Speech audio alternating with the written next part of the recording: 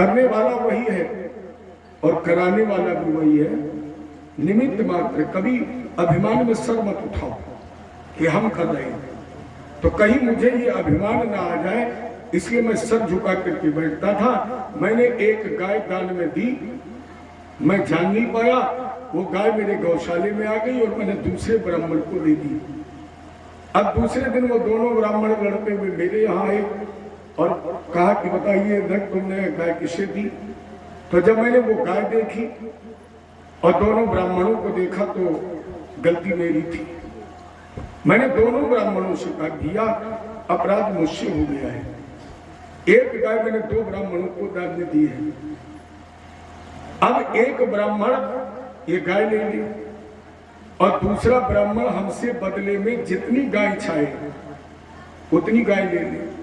लेकिन आप लोग जानते ब्राह्मण हमेशा जिद्दी रहा है, ब्राह्मण हमेशा हठी था, हठी है और हठी रहेगा।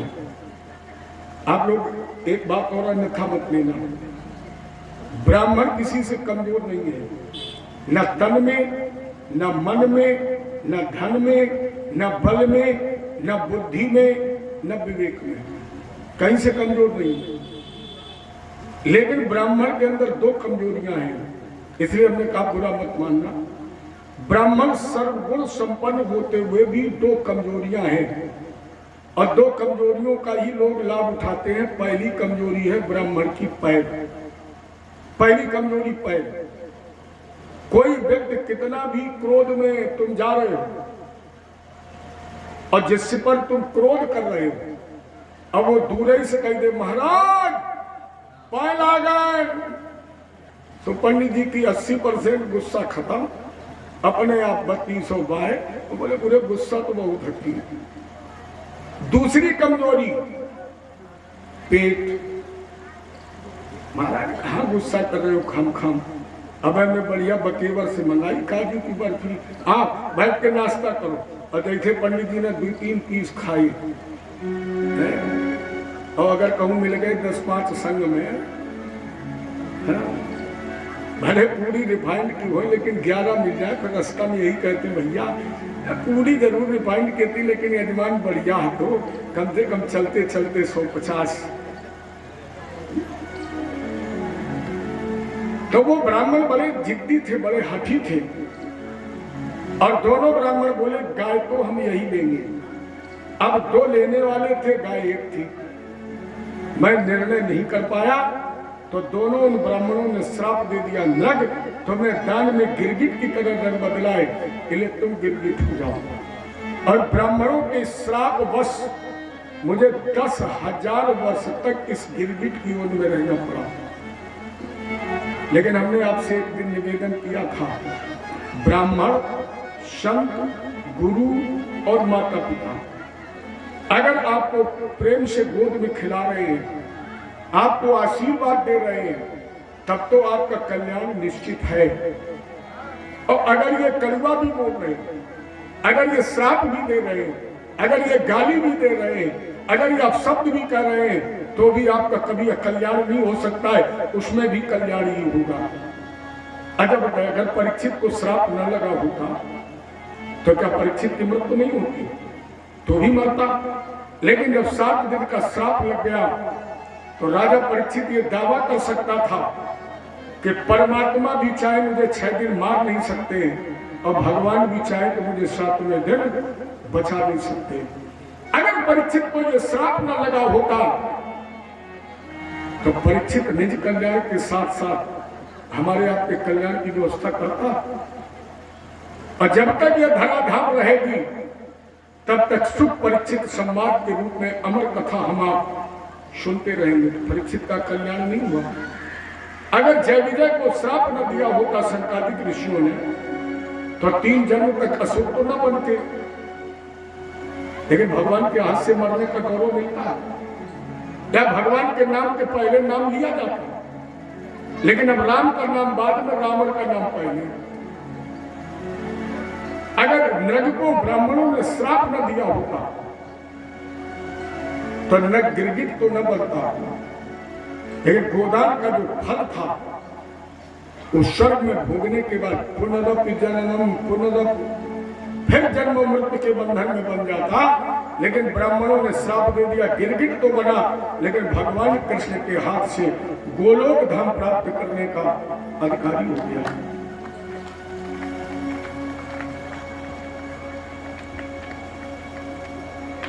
जय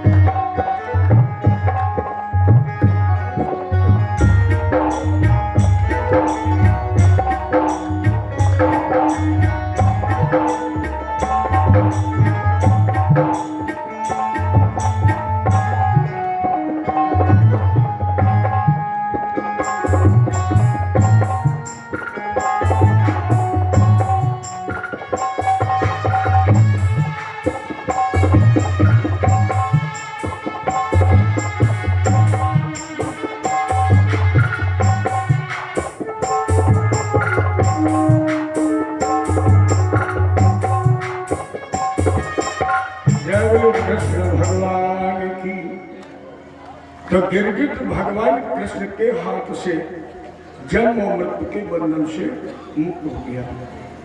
देखो यहां से एक संदेश मिलता है कि दान के संकल्प के बाद किसी भी प्रकार की उसमें त्रुटि नहीं होनी चाहिए, कोई परिवर्तन नहीं होना चाहिए। इसलिए दान हमेशा शक्ति, श्रद्धा और सामर्थ्य के अनुसार करें। जितनी शक्ति हो, श्रद्धा हो, सामर्थ्य हो, उसके अनुसार दान करें। और दान भी सुपात्र को करें। ऐसा नहीं जैसे लोग कहते थे हमें तो करना है, ये सोच करके दान मत करिए कि हमें दान करना है। दान हमेशा सुपात्र को करें। एक और हम आप कभी कभी भूल में गलती कर देते हैं। जैसे कोई गोदान का संकल्प लेता है, मैंने एक दो जगह देखा इसलिए कह रहा हूं। गोदान का संकल्प लिया और दो मान बैठे थे, वो संकल्प दोनों मानों के हाथ में दे दिया, बोले बांट लेना। ये गलती कभी मत करना, क्योंकि अगर गोदान के संकल्प को आपने बांटने के लिए कह दिया तो वो गोदान नहीं होगा, हत्या का दोष लग जाएगा। क्योंकि आपकी दृष्टि में पैसा है लेकिन भगवान के खाते में तो गाय है, और गाय तो बचती नहीं। इसलिए गोदान का संकल्प हमेशा अलग अलग नहीं, कभी बांटे नहीं।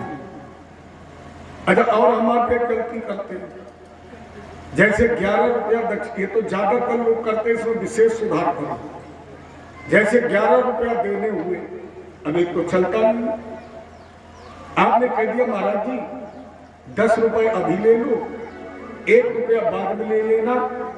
ये गलती कभी मत करिए, ये गलती कभी मत करिए कि 1 रुपया बाद में लेना, क्योंकि लेने वाला तुमसे मांगेगा नहीं और तुम 2-4 दिन में 1 रुपया देना भूल जाओगे तो अनजान में आपसे एक बहुत बड़ा अपराध हो जाएगा। ये 10 है तो 10 ही देकर कह दो महाराज हमारा उद्धार करो। उधार कभी मत करो, दक्षिणा कभी उधार नहीं होती। और अगर दक्षिणा 1 रुपया भी उधार आपकी एक रात रह गई तो जीवन भर की कमाई से भी आप उस 1 रुपये का भार नहीं उतार पाएंगे, नहीं उतार सकते। इसलिए जितनी बने उतनी तुरंत देकर और छुटकारा मांगो, उधार मत करो। भगवान ने नृग का उद्धार किया।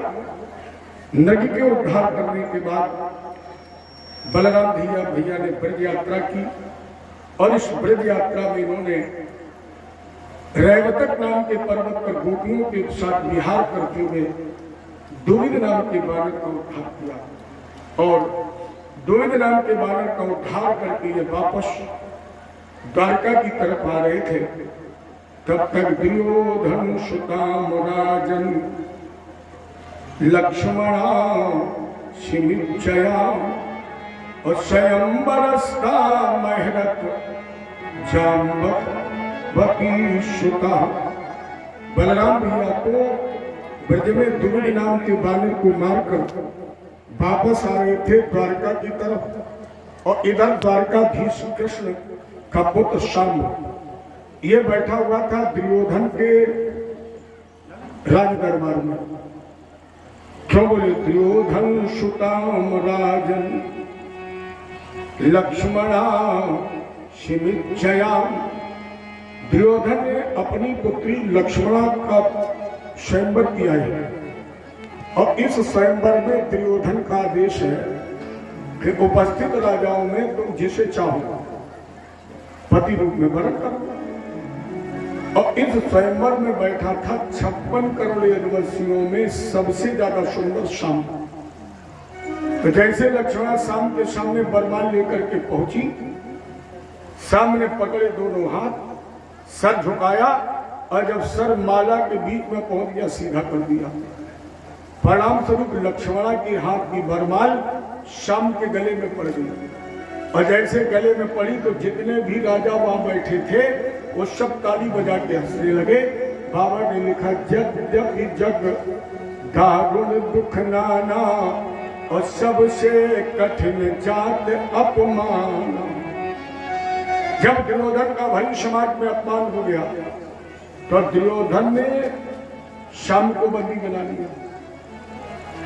कन्हैया को संदेश मिला, भगवान ने सोचा अब किसे भेजे, क्योंकि दुर्योधन तो मुझे अपना शत्रु मानता है, और अगर हम गए और दुर्योधन ने हमारी बात न मानी तो मार दिया जाएगा। किसे भेजे? इसी मंत्रणा में ये उलझे थे। तब तक बलराम भैया ब्रज से दुविध नाम के बानर का उद्धार करके वापस द्वारका।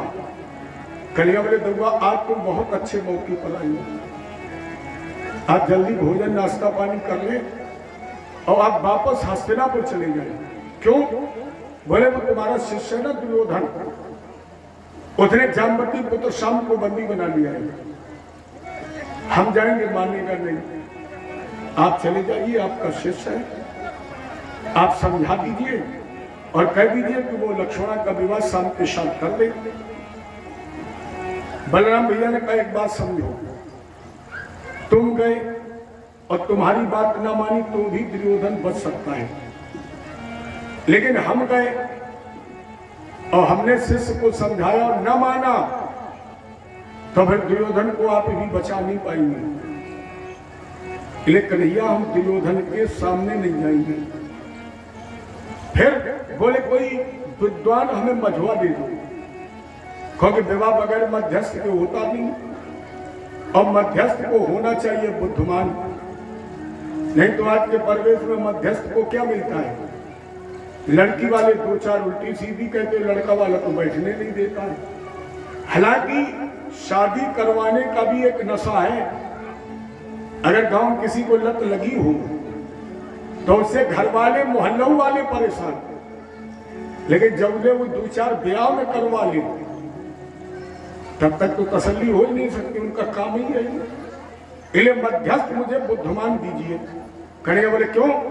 बलराम जी ने कहा हम सामने गए, उसने इनकार कर दिया तो मार दिया जाएगा, और पीठ पीछे अगर वो इनकार कर भी देगा तो उतना गुस्सा नहीं आएगा। ये बुद्धिमान होना चाहिए। कन्हैया बोले मतलब? बलराम जी ने कहा चलो एक कथा सुनाते हैं, शायद तुम्हारे समझ में आ जाए। कन्हैया ने कहा बोलो। बलराम भैया ने कहा दो भाई थे, एक पढ़ लिख गया, LLB डिग्री मिल गई, वकालत करने लगा, दूसरे का मन पढ़ने में नहीं लगा, तब वो खेती करने लगा।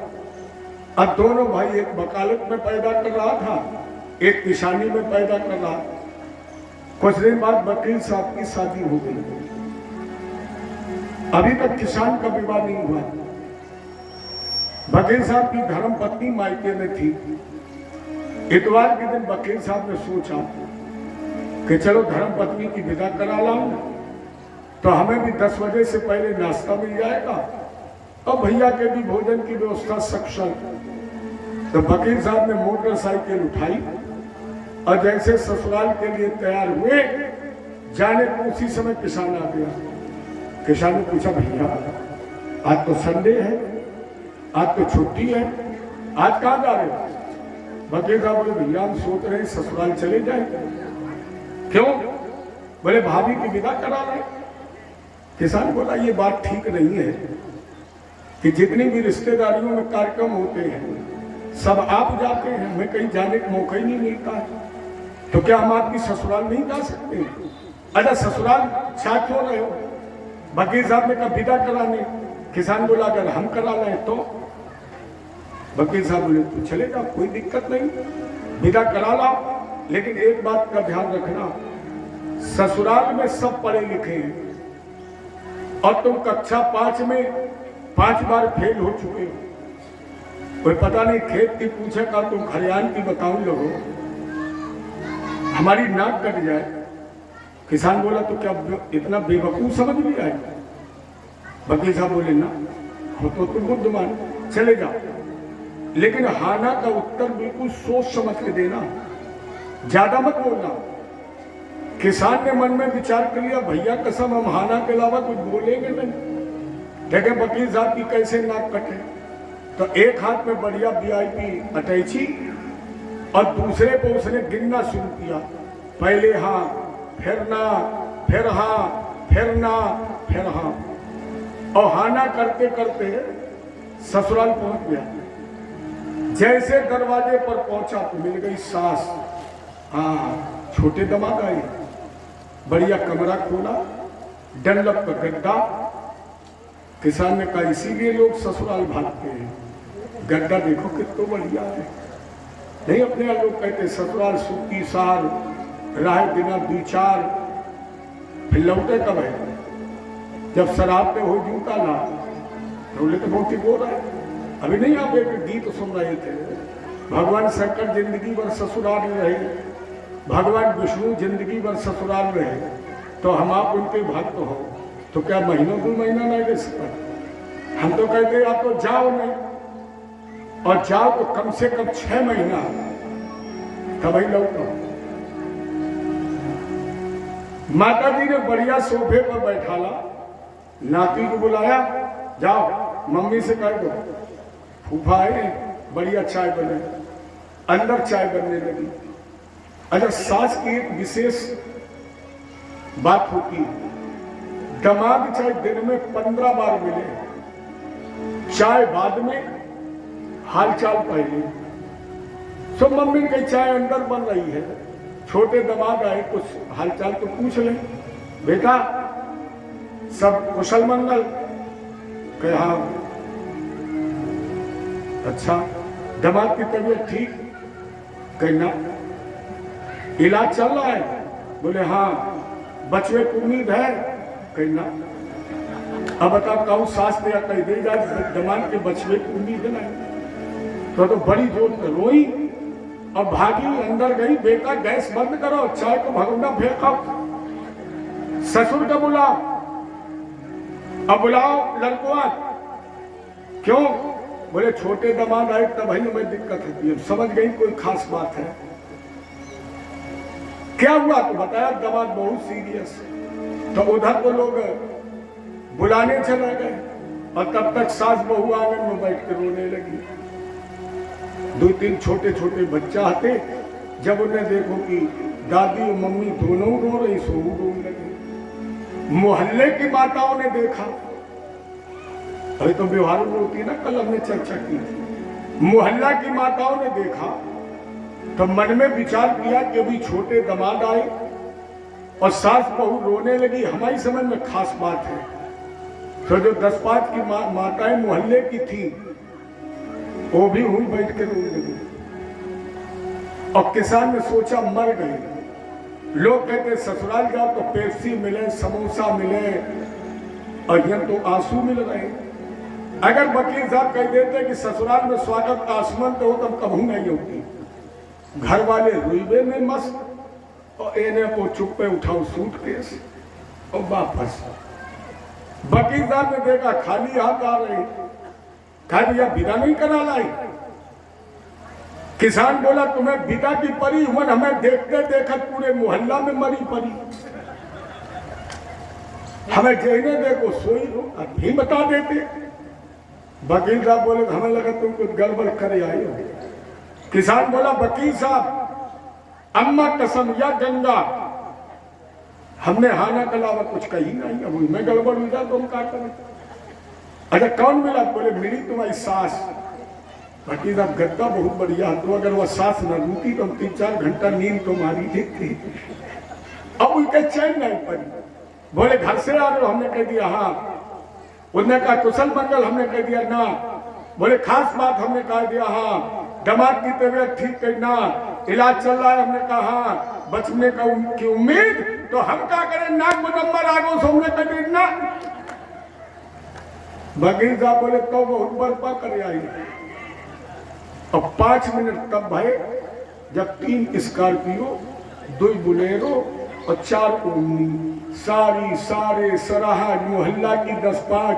वकील साहब बोले तुम्हारी जैसे विदा करैया ठीक है, जो एक के लिबाउन जाए पीछे पूरा गाँव विदा बहु चलू आए, पूरे गई आ गया। बलराम जी ने कहा कि अगर ऐसा प्रत्युत्तर हुआ कि पूछा कुछ और मधुआ ने बताया कुछ, तो खम गुरु के द्वारा शिष्य मार दिया जाएगा। इसलिए मैं कोई बुद्धिमान मध्यस्थ दीजिए। कन्हैया बोले उद्धव जी को ले जाओ।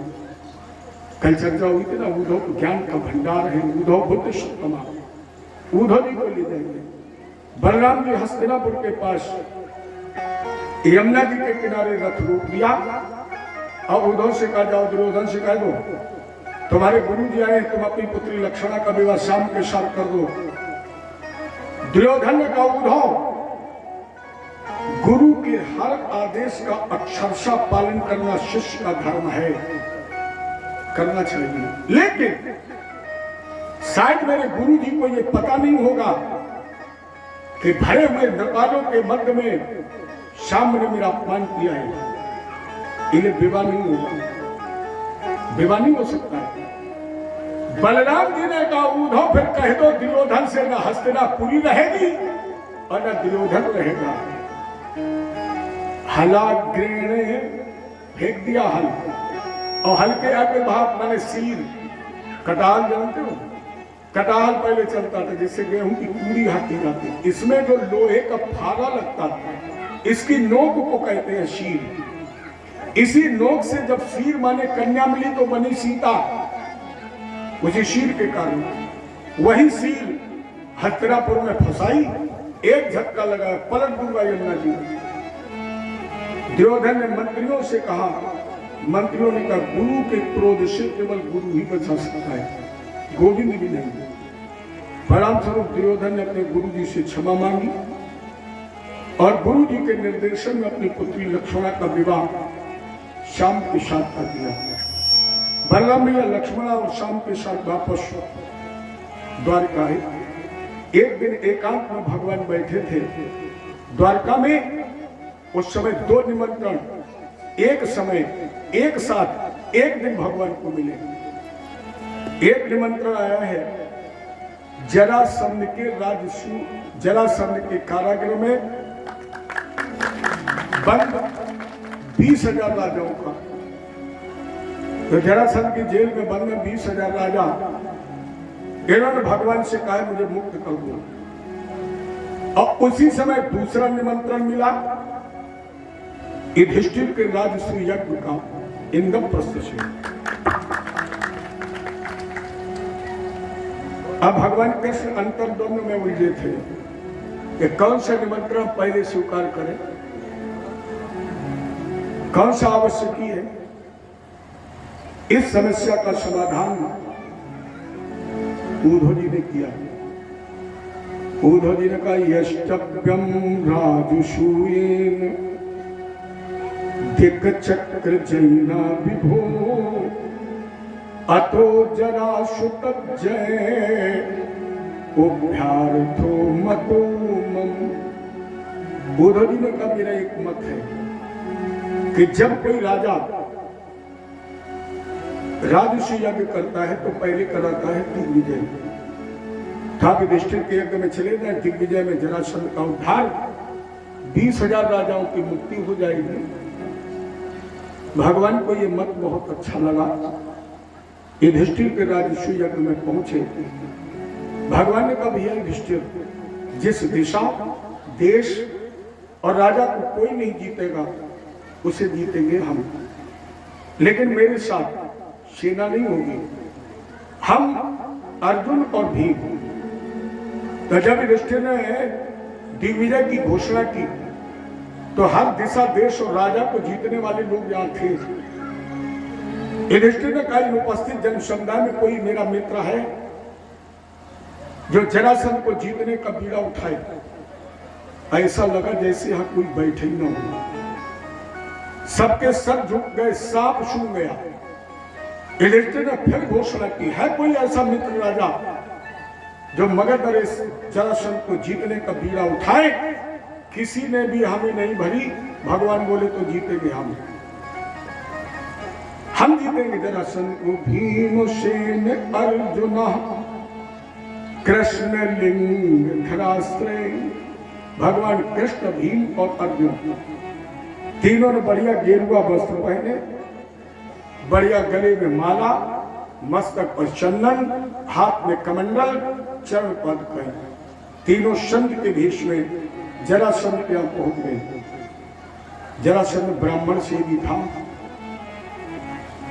तीनों के चरण हुए, चरणामृत किया, आसन पर बैठाला और कहा महात्मन, अगर मुझे सुपात्र समझते हो, अगर हम आपको दान देने के योग्य हों तो आप याचना करें, हमारा जीवन कृतार्थ हो जाए। भगवान बोले हम जो मांगेंगे वो मिलेगा। जैसे भगवान ने कहा हम जो मांगेंगे मिलेगा, जरासंध ने का नाम नहीं सुना है। देखो महाभारत काल द्वापर में दो समकक्ष के दानी थे, दानवीर कर्ण और जरासंध, दोनों समकक्ष। लेकिन दोनों के दान में एक अंतर था। कर्ण उदार दानी था और जरासंध के दान में अभिमान था। दान तो उसी तरह किया है, लेकिन कर्ण ने कभी ये नहीं कहा कि मेरा नाम नहीं सुना। लेकिन जरासंध ने कहा क्या तुमने मेरा नाम नहीं सुना है? भगवान बोले भैया नाम सुना है इसीलिए तो मांगने आए। जरासंध ने कहा जब नाम सुना है तो फिर ये कहने क्या जरूरत कि हम जो मांगेंगे वो मिलेगा? अरे मानो ना। भगवान बोले युद्धम नो देहि राजेंद्र द्वंद्वशो यदि मन्यसे अयुद्धार्थनो वयं प्राप्ता राजन्यान्य कांक्षिणाम। दर्शन आकांक्षा मुझे युद्ध की, और वो भी युद्ध कैसा? द्वंद्व युद्ध, कुश्ती, गदा युद्ध, मल्ल युद्ध। अगर देना चाहे तो जरासंध को दो हमें युद्ध।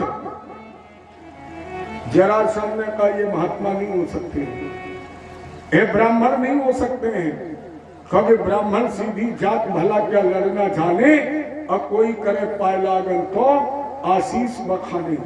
ये कैसे ब्राह्मण जो ताल ठोक रहे हैं? ब्राह्मण का सबसे बड़ा गहना संतोष, दया, क्षमा।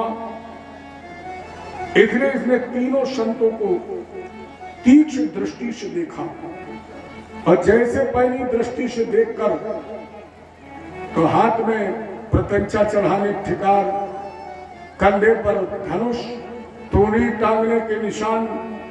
जरासंध ने कहा ये महात्मा नहीं हो सकते। इसलिए जरासंध ने पूछा अरे युद्ध मांगने वाले कौन हो?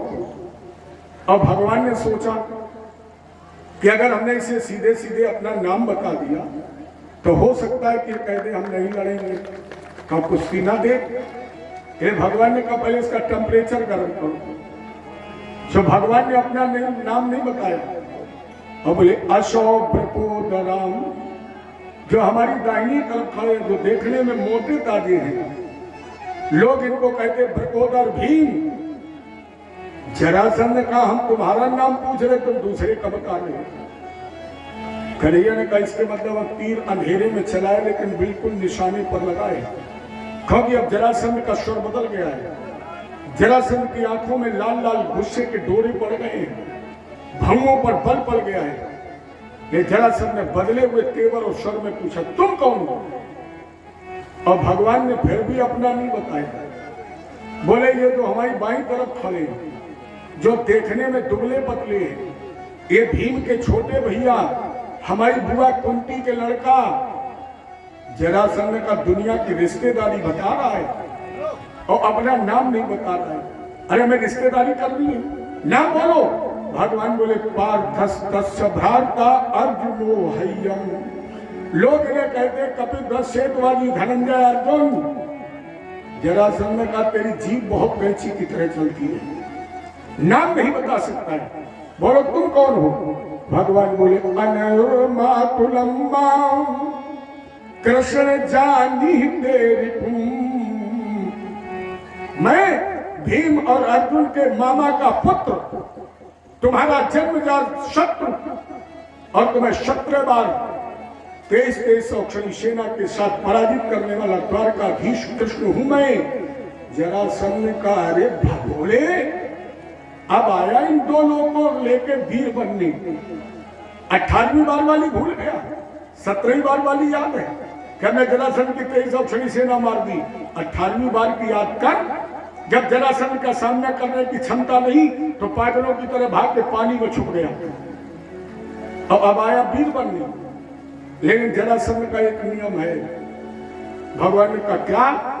जरासंध ने कहा जो जरासंध को एक बार पीठ में युद्ध में पीठ दिखा देता है उससे जरासंध युद्ध नहीं करता है। इसलिए तुम्हारे जैसे भगवानों से मेरा युद्ध नहीं होगा, तुम बेकार। और जैसे जरासंध ने कहा तुम बेकार, तो भगवान ने पांव पुचकारे, बोले चलो मुकद्दर से हम बच गए। अब देखा अर्जुन की तरफ, अच्छा आज तो एक फैशन चल रहा है अपने भारत में, एक फैशन चल रहा है, जोरदार मिल जाए दद्दा भैया कहीं के काम चला ले और कमजोर मिल जाए तो बेमतलब ही में कहा 2-3 उछल दी। लेकिन पहले ऐसा नहीं था। जरासंध ने अर्जुन की तरफ देखा और बोला अर्जुनो ना भवेति योधा। अर्जुन कोई योद्धा नहीं है। अगर आप धनुष बाण का युद्ध मानते तो हम मान लेते, आप गदा युद्ध मान रहे हैं। कन्हैया अर्जुन के पूरे शरीर का वजन 40 किलो है और हमारी गदा का वजन 40 कुंटल है। अगर उठा के रख दी तो अर्जुन चूड़ की तरफ पिस जाएगा, इसलिए अर्जुन तुम भी देखा। और जैसे जरासंध ने कहा अर्जुन तुम भी बेकार। अर्जुन ने कहा अगर भगवान बचा तो भगवान के साथ भक्तों बचा। दोनों पैर पुचकारे। जरासंध ने भीम को सर से पैर तक देखा और देखने के बाद ठोकी ताल और बोले हाँ भीम, भीमस्तुल बलो मम।